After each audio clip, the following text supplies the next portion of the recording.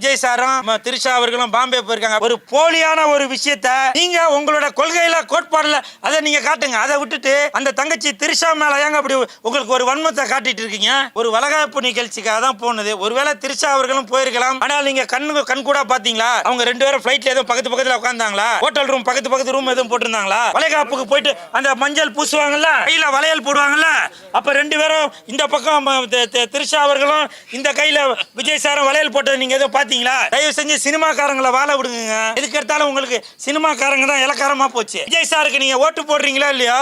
தயவு செஞ்சு அவங்க குடும்பத்துக்கு வேட்டு போடாம இருங்க. நான் ஓசி பிரியாணிக்கு அலையறவன் இல்லங்க. நீங்க தான் ஓசி பஸ் கிடைக்குமான்னு பாக்குறீங்க, ஓசி சிலிண்டர் கிடைக்குமான்னு பாக்குறீங்க, ஓசில தங்கம் கிடைக்குமான்னு பாக்குறீங்க, இன்னும் என்னென்ன ஓசிலாம் எதிர்பார்க்கறீங்க. நான் ஓசி பிரியாணிக்கு அலையறவன் இல்லங்க. நீங்க அடுத்து இந்த பிரஸ் மீடியா பீப்புள்கிட்ட சொல்றேன், அடுத்து நீங்க மன்சூர் அலிகான் அண்ணனை சந்திக்கக்கூடிய சூழ்நிலை இருந்தால் அன்னைக்கு கூல் சுரேஷ் சாப்பிட்டாரா அப்படின்னு கேளுங்க. நான் சாப்பிடல, அவர் என்கிட்ட பல தடவை கெஞ்சினார், இல்லை கூலே சாப்பிட்டு போ அப்படின்னாரு.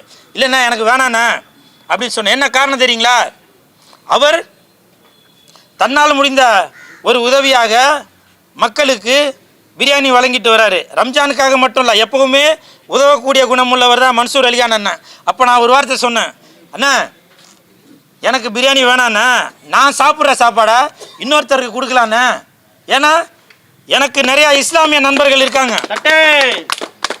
துபாயிலிருந்து கூட அமித் அவர்கள் எனக்கு பிரியாணிலாம் அமுச்சு வச்சாங்க. அப்படி இருக்கும்போது நான் இன்னொருத்தரோட சாப்பாடை சாப்பிட்டு அவருக்கு சாப்பாடு இல்லாமல் போகக்கூடாதுன்ற ஒரு காரணத்துக்காக நான் அவர்கிட்ட அந்த அண்ணன்ட்ட சொல்லிட்டு வந்தேன், மன்சூரண்ணா எனக்கு வேணாம், நான் சாப்பிட்றதுக்கு வேலை இன்னொருத்தரை சாப்பிட்டுட்டு போட்டோம் அப்படின்னு சொல்லிட்டு வந்தேன். அதனால் தயவு செஞ்சு இந்த ஓசின்னு எல்லாம் கிண்டல் பண்ணிட்டு இருக்காதீங்க, புரியுதுங்களா? இப்போ சொல்கிறேங்க, ஓசி யாரு? நீங்கள் தான் ஓசி. ஓசி பஸ்ஸு கிடைக்குமான்னு பார்க்குறீங்க, ஓசி சிலிண்டர் கிடைக்குமான்னு பார்க்குறீங்க, ஓசியில் தங்கம் கிடைக்குமான்னு பார்க்குறீங்க, இன்னும் என்னென்ன ஓசிலாம் எதிர்பார்க்குறீங்க, லேப்டாப் எதிர்பார்க்குறீங்க இல்லையா? இது எல்லாம் ஓசி அப்படின்னு நீங்கள் சொன்னதுனால நான் சொல்கிறேன். இன்னொன்று தெரிஞ்சுக்கங்க, அந்த ஓசின்றதை வந்து தயவு செஞ்சு கேவலப்படுத்தாதீங்க, புரியுதுங்களா? எவ்வளவு மக்கள், ஏழை மக்கள் பஸ்ஸில் போக முடியாமல் அந்த பஸ்ஸுக்காக, ஓசின்னு சொல்ல மாட்டேன் நான், இலவசம்னு சொல்லுவேன், அந்த பஸ்ஸுக்காக கூலி வேலை செய்யும் தொழிலாளர்கள், மாணவ மாணவிகள், முதியோர்கள், இவங்க எல்லாரும் அந்த பஸ்ஸுக்காக எவ்வளோ ஏங்கியிருப்பாங்க. நீங்கள் இன்றைக்கி உங்களுக்கு பதவிக்காக உங்கள் வாய்க்கு வந்தபடி நீங்கள் ஓசின்னு சொல்லுவீங்க. அதுக்கப்புறம் மறுபடியும் நீங்களே ஒரு இலவசத்தை சொல்லுவீங்க, மிக்ஸி கொடுப்பீங்க, கிரைண்டர் கொடுப்பீங்க, டிவி கொடுப்பீங்க. இதுக்கு பேர் ஓசி தானே? தயவு செய்து இந்த சாப்பாடு விஷயத்தில் ஓசின்னு சொல்லாதீங்க, புரியுதுங்களா? அந்த சாப்பாடோட அருமை என்னென்னு உங்களுக்கு தெரியுமா? ஒரு வேளை நீங்கள் பட்னி இருந்து பாருங்கள். நேற்று மன்சூர் அலிகான் நேற்று பிரியாணி போடும்போது அவ்வளோ பேர் வந்து எவ்வளவு துப்புரவு தொழிலாளர்கள், செக்யூரிட்டி வேலை பார்க்குறாங்க, அவங்க எல்லாரும் கையெடுத்து கும்பிட்டுட்டு போகிறாங்க. அவங்களுக்கு தெரியுங்க அந்த சாப்பாடோட அருமை. நீங்கள் ஃபோனில் இருந்துட்டு ஓசின்னு போட்டாங்க அது நீங்கள் பெருமையாக இருக்கிறத நினைக்கிறீங்களா? நீங்கள் ஒரு விவசாயியும் ஒரு சாப்பாடையும் நீங்கள் வந்து கேவலப்படுத்திருக்கீங்க, புரியுதுங்களா? தயவு செஞ்சு அந்த மாதிரி ஓசின்னு சொல்லி அடுத்தவங்களை கேவலப்படுத்தாதீங்க. சார், நான் மக்களுக்கு யாரெல்லாம் நல்லது செய்யணும்னு நினைக்கிறாங்களோ அவங்களுக்கு எல்லாருமே ஆதரவு தாங்க. இன்னும் ஒரு 10 நாள் வெயிட் பண்ணுங்க, நான் யாருக்கு ஆதரவு தெரிவிக்க போகிறேன்றது உங்களுக்கு தெரியும். இன்னொன்று விஷயமும் தெரிஞ்சுக்கங்க, எல்லாரும் எதிர்பார்த்த மாதிரி 2026 விஜய் சார் முதலமைச்சர் ஆகிறாரோ இல்லையோ, எடப்பாடி ஐயா முதலமைச்சர் ஆகிறாரோ இல்லையோ, ஸ்டாலின் ஐயா அவர்கள் முதலமைச்சர் ஆகிறாரோ இல்லையோ, இல்லை சீமான் அண்ணன் அவர்கள் முதலமைச்சர் ஆகிறாரோ இல்லையோ, ஆனால் 2026 இந்த கூல் சுரேஷ் மிகப்பெரிய இடத்துக்கு வருவாங்க. காரணம், நான் உண்மையாகவும் நேர்மையாகவும் இருக்கிறேன். உங்களுக்கு வேணா பார்க்கறதுக்கு நான் ஏதோ கண்டென்ட்டுக்கு ஏதோ ஒரு கோமாளித்தனமாக பேசிட்டு போகிறேன்னு நினைக்கலாம்.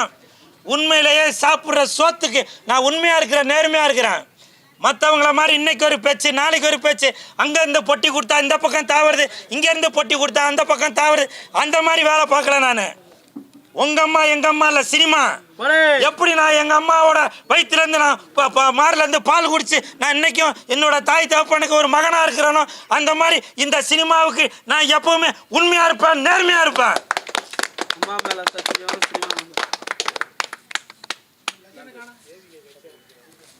என்ன சார்? இல்லை அவர் வந்து மனசுக்குள்ளே இருக்கார் சார்.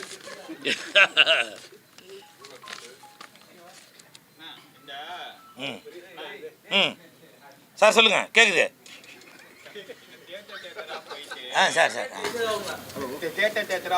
போயிட்டு இந்த கட்சிக்கு ஓட்டு போடுங்க அந்த கட்சிக்கு காசு வரும்ல,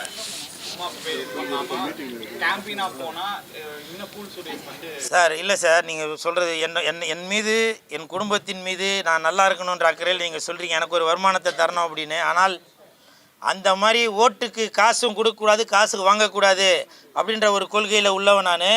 சினிமாவுக்காக மட்டும்தான் நான் தேட்டருக்கு போவேனே தவிர அரசியலுக்காக நான் தேட்டருக்கு போய் ஒரு போலியான பிரச்சாரம் பண்ண மாட்டேங்க.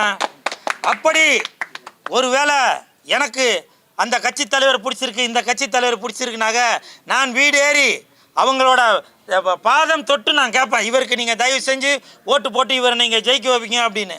புரியுதுங்களா? ஆனால் நான் தேட்டருக்கு போய் இந்த அரசியலுக்கு ஓட்டு போடுங்க, அந்த அரசியல்வாதிக்கு ஓட்டு போடுங்கன்னு கேட்க மாட்டேன். அதை விட ஒரு கேவலமான ஒரு வேலை எதுவுமே இல்லை.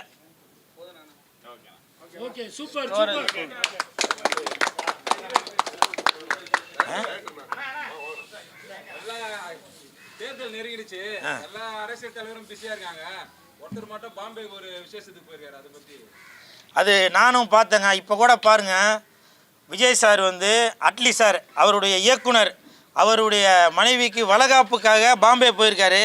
ஆனால் நிறையா பேர் இதை வந்து நீங்கள் ஒரு சாதகமாக பயன்படுத்திட்டு திரிஷா அவர்களோட அந்த தங்கச்சியோட ஃபோட்டோவை அவங்க கூட இணைச்சி போட்டு, அதுவும் அவங்க வந்து அதுலேயும் ஏதோ மும்பைன்னு போட்டிருக்கு, அதையும் சேர்த்து விஜய் சாரும் திரிஷா அவர்களும் பாம்பே போயிருக்காங்க அப்படின்னு ஒரு போலியான ஒரு விஷயத்தை நீங்கள் உங்களோட கொள்கையில் கோட்பாடில் அதை நீங்கள் காட்டுங்க. அதை விட்டுட்டு அந்த தங்கச்சி திரிஷா மேலே ஏங்க அப்படி உங்களுக்கு ஒரு வன்மத்தை காட்டிகிட்டு இருக்கீங்க?